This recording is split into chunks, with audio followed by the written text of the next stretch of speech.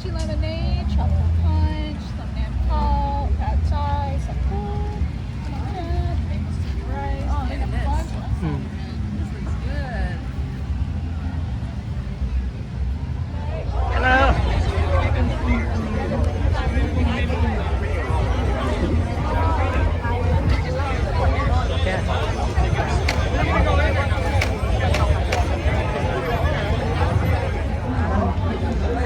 ต่อแล้วเ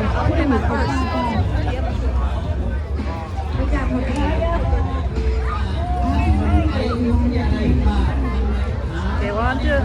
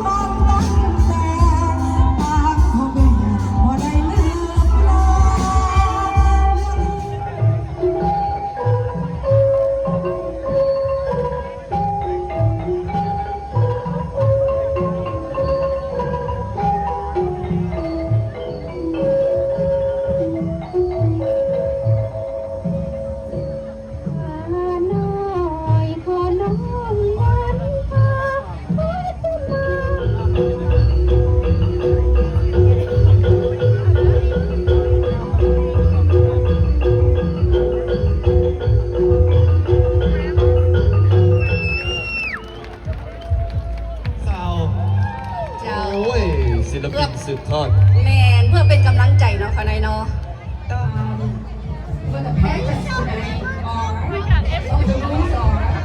Contestant will compete in complete 3 different titles, the second and the third place, and the scores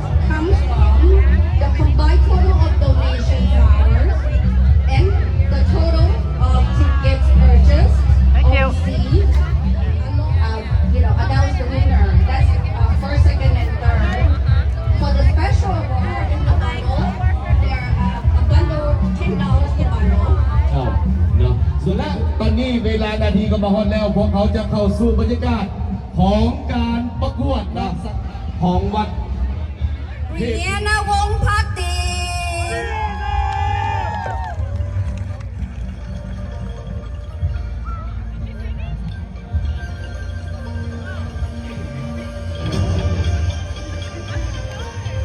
สบายดีพี่ไม้พี่นุ้ยซื้อเรียนวงศ์พักดีอายุ17 ปีพี่นุ้ย สบายดีปีใหม่ขน้อยซื้อลีนาเทปบุรีขน้อยอายุ18 ปี เลข3 Miss Makayla อุเทนศักดา สบายดีพี่ไม้พี่นุ้ยซื้อเมเคล่าอุตสักตาพี่นุ้ยอายุ16 ปี Contestant number 4 Miss Maya ติงน้อยไซสนาม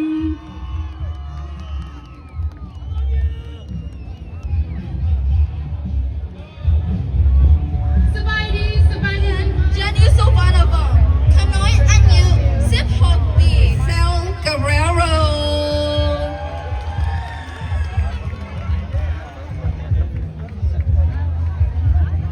สบายดีพี่ไม้ขน้อยซื้อ Intel Savon Guerrero I'm 15 years old เข้าประกวดหมายเลข7 Miss Melissa Po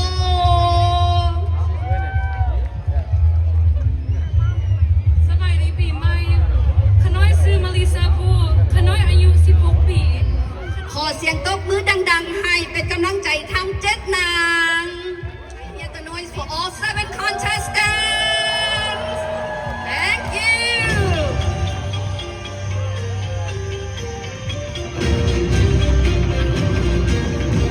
และนี่ก็คือสมงามทั้ง7น้องนักสาวที่ห่วงเข้าประกวด1 ใน 7นี้จะเป็นตัวแทนให้เป็นนางสังขารประจำพศ 2026ในคำเพลนี้คะแนนอยู่ในมือของบรรดาทานทุกท่านแล้ว ดอกไม้ดอกละ5 ดอลและติเกต10 ดอลมี4ติเกต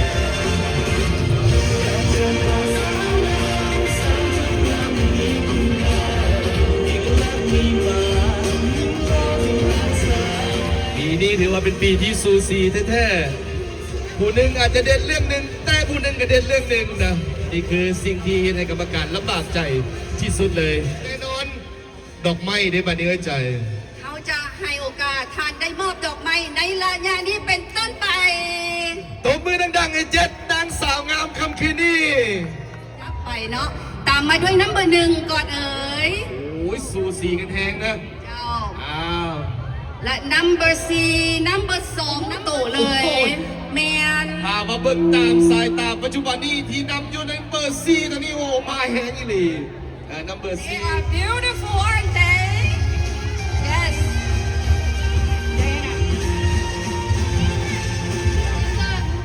I am one of the teachers who teach the kids song. Kids. Okay, please clap your hands along with them. All right.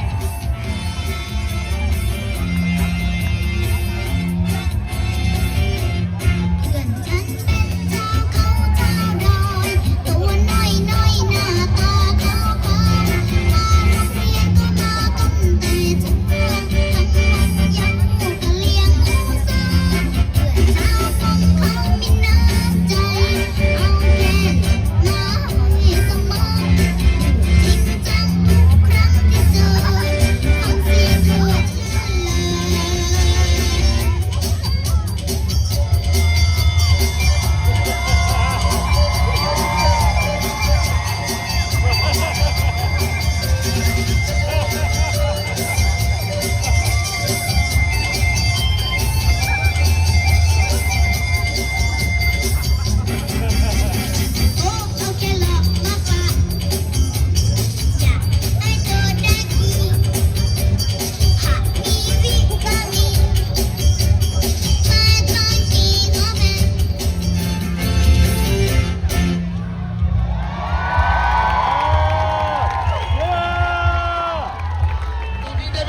รอคอยนะลูก แมนแล้ว หน้าเวทีเลย ทีมให้ลูกหลานเด้เพราะว่าลูกหลานจะบ่ได้รับ ตั้งใจ อันน้องบอกอันเอ้ยบอกเพื่อว่าอันนั้นบัดเจ็ตหน่อยนะก่อนด้วยคือบัดเจ็ตหน่อยคือตัวเอ้ยเองนี่นะขอขอบคุณขอบใจนะผู้ประทับใจดีเอ็นดูเด็กน้อย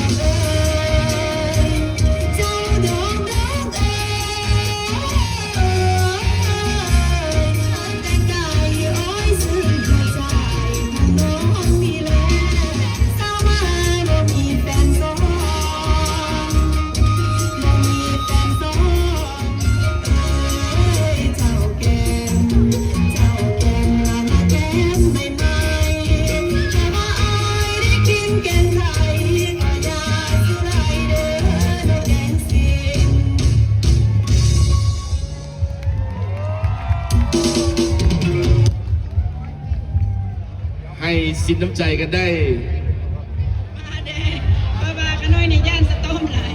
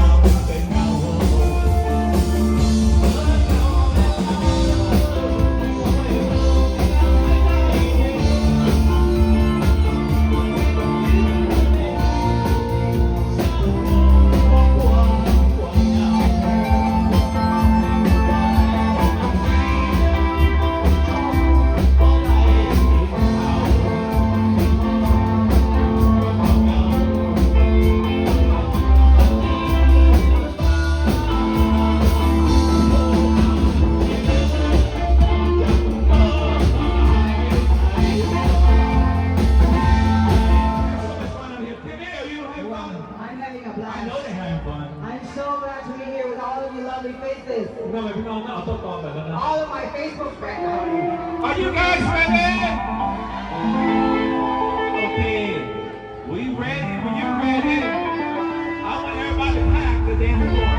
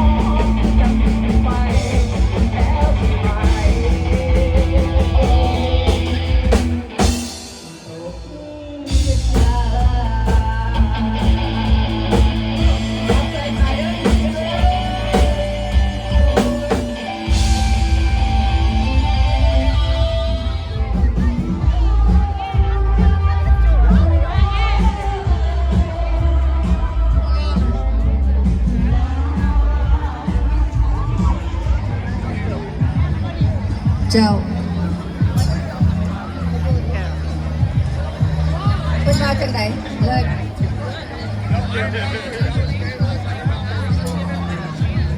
So we have to move to inside the temple for continue our contesting. เจ้าการประกวดยังจะสืบต่ออยู่ทางด้านในแต่ว่าตอนนี้ก็ถือว่าคันผู้ใดอยากมักเปียกก็ยังนอนหาอยู่นอกกันก็ได้ แต่ว่าตอนนี้ก็ถือว่าเทคแคร์แต่ละคนเนาะ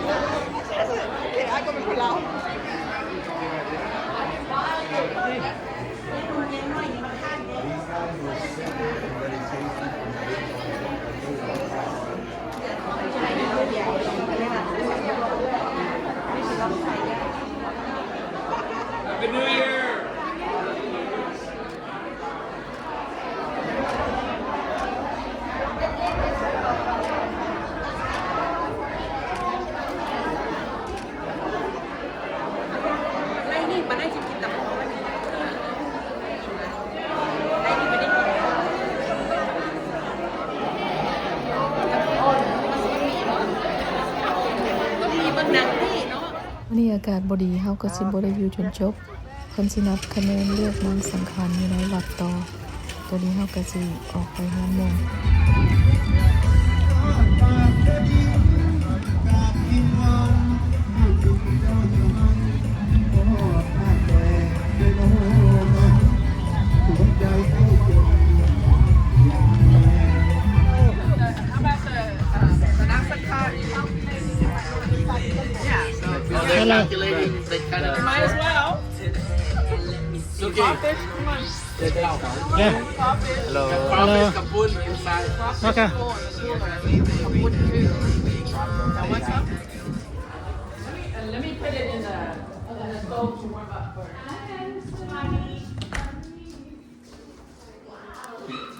Hello.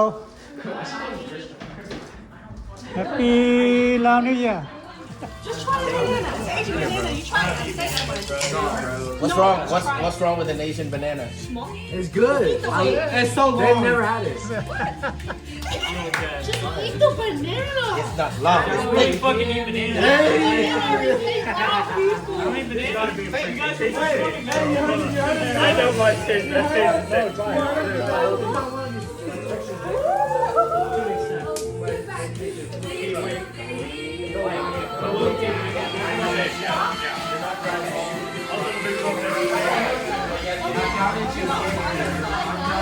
He wanted to see how they got. Once in my heart, second on. I hope your closet is big enough. I got 2 closets in this room. How many bought this for $25? Not bad. $25 for kale. $25?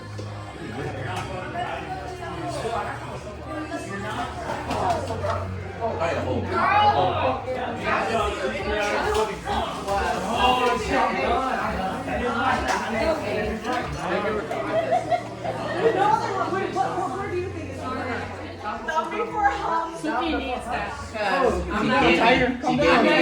She gave me the ultimatum. anymore Calm down, Tiger. But we dated a lot. For you. until 11. Until 11? Yeah, tornado until 11 now. I mean, I don't know if your wife's gonna be. Happy New Year. Happy New Year. Are you videoing or what? Videoing. เดี๋ยวนี้ไม่ใส่กันเนาะไฟกับหมอดเบิดเลย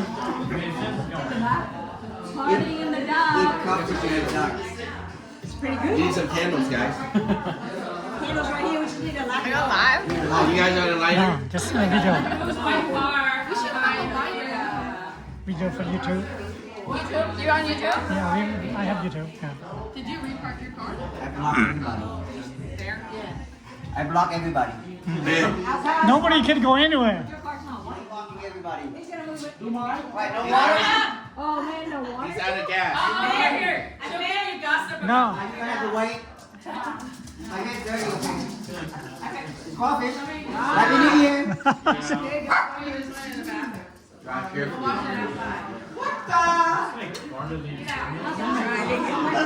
Who wants to start? Hey, woman, we got pickleball tomorrow. Stop drinking. Oh no, I got after the parade. I did the parade. I play better when I drink. Oh yeah, I see you at 8 to go ball. You guys get blackouts often, right? Oh yeah. Bottoms up.